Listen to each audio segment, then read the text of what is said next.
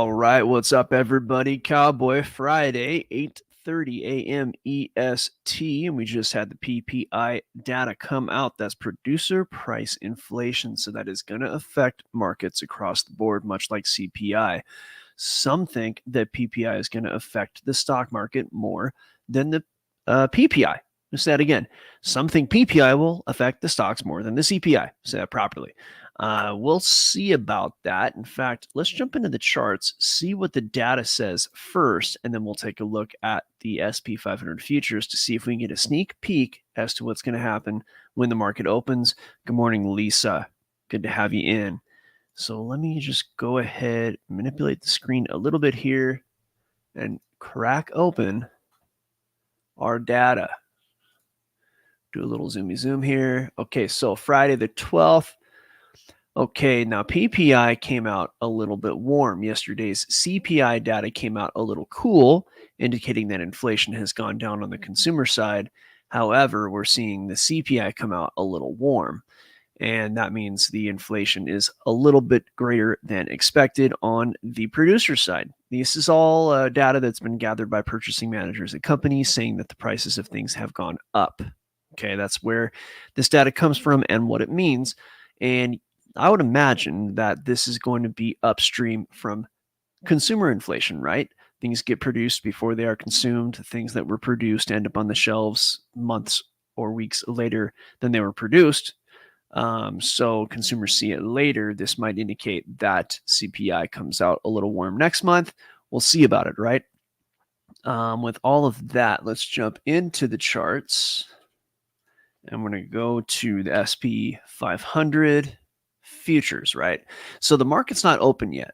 So we can't really see what the SP 500 is literally doing right now, but we can take a look at the E-mini futures to see what might happen in the future, right? Because until the market opens, retail has not really gotten in. You got some people who trade pre-market, people who trade before the market is open, officially open, and so you'll see how those people are behaving, right? But you can see here that we just do have a bit of a downtick in futures from 56.40 down to 56.37. I mean, I wouldn't say it's that significant size-wise of a move, but the fact that it is still heading down and it's heading down on the 5-minute time frame, it just gives us a hint that perhaps the market is not going to like this inflation up news, right? What that's kind of saying is that, okay, inflation is not solved yet, and Powell might have to keep rates elevated for a little while. That's the wisdom of what's going on. And as a matter of fact, those trading futures might be interested to see that we have a bit of a pattern possibly to trade here. We have a head and shoulders that is seeming to print, has already actually printed, and this news went ahead and broke downside, or is about to, not quite yet. Now, this is a 5-minute time frame trade, but there is a lot of liquidity in futures. And in the in the end, price was heading down in a big way prior to this head shoulders, right? It doesn't mean that it's going to break downwards from here, because remember, this is futures. But if we're strictly looking at the charts, if price breaks below this neckline, wherever that might be at the time, and that neckline is an upward sloping neckline, meaning that the requirement is going to get easier and easier as time goes on, then there's a chance price will head down, and we can measure how far it might go.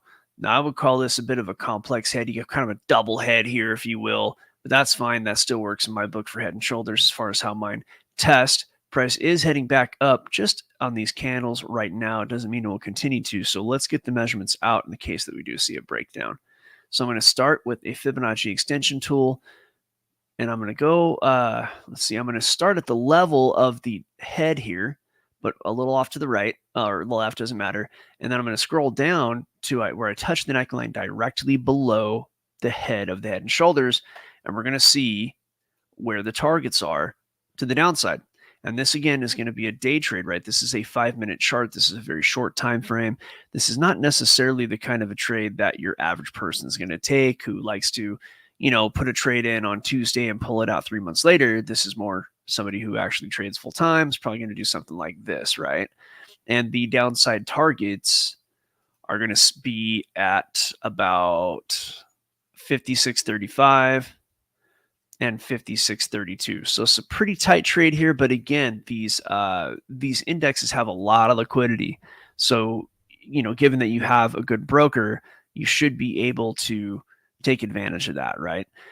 Still at this moment, I'm not seeing that breakout. Price is actually moving away from the neckline. Does not mean though that it won't continue down, especially as the market opens in about 54 minutes. So keep an eye on that trade. I'm not in it, so that's not something that I'm doing right now. I do have access to that market, but I am going to take a look at EURUSD and see if there is any type of advantage I can take here.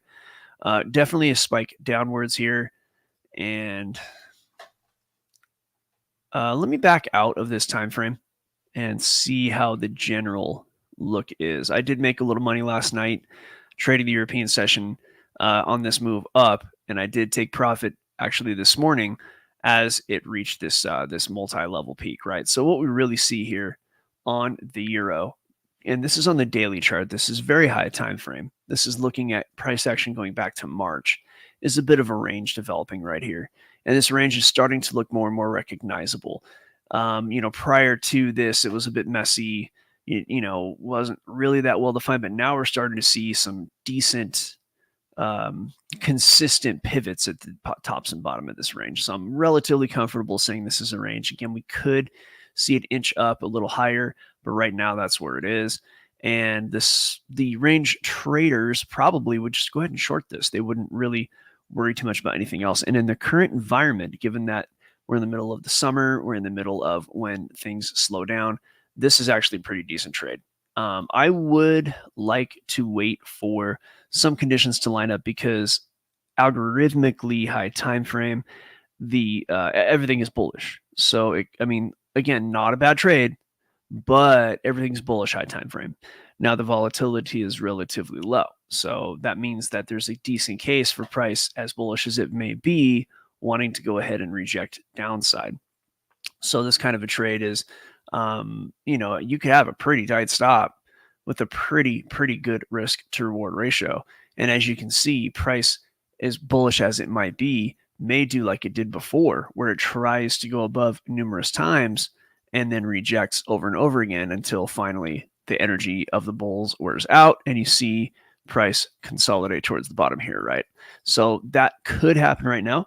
And again, I have algorithms that would give me clues as to that happening. At the moment, everything is a bit bullish, so I'm not quite as comfortable going short on this. Again, I'm not typically a range trader, although I'm starting to kind of go that direction. I mean, the risk to reward on this is really hard to ignore.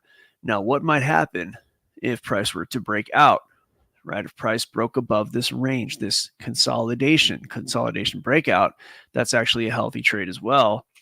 And we do have some resistance, some pivot points for some old price action that we do have to watch out for, right? Price might reject at these levels and some levels below.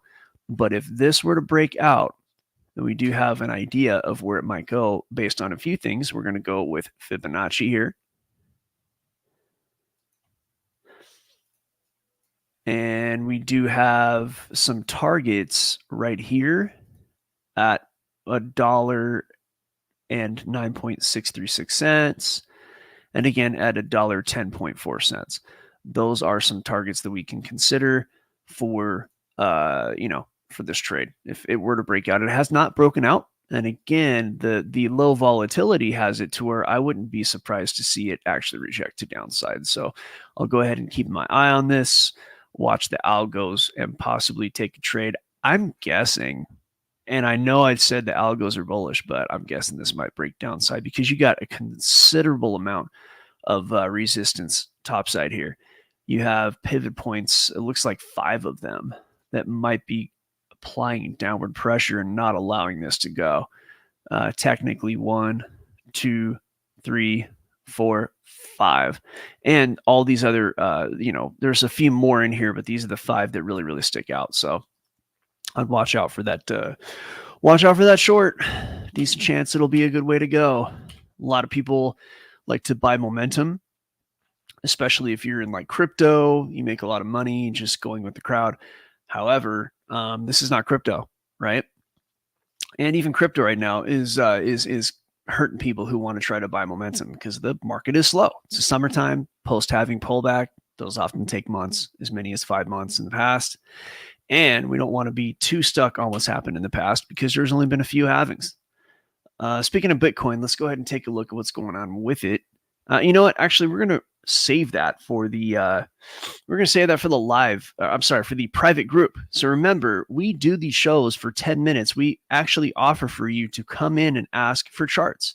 If you're not a member of Algo Factory and you come onto YouTube and you say, hey, I want to see a chart for Bitcoin. I want to see a chart for you name it. I'm happy to do a chart for the general public. I do prioritize Algo Factory members, but you're welcome to come in and do that. And that's what this is for. This is for letting people see what we do. This is for letting people see how successful we are. And every so often, I'll actually post my trades right here for the whole public to see. So please tune in, come check us out. Also zap the QR code, top right-hand corner of the screen that you can see right now. Take you to algofactory.tech, right? We help people learn how to trade, build trading algos. And should you want to, we can help put you on the path to build your trading algo and actually have it coded so that it can trade for you while you're out doing other things. We can put you on that path. All right. Thanks for watching. Algofactory.tech. Trade your job, upgrade your life. And remember, join us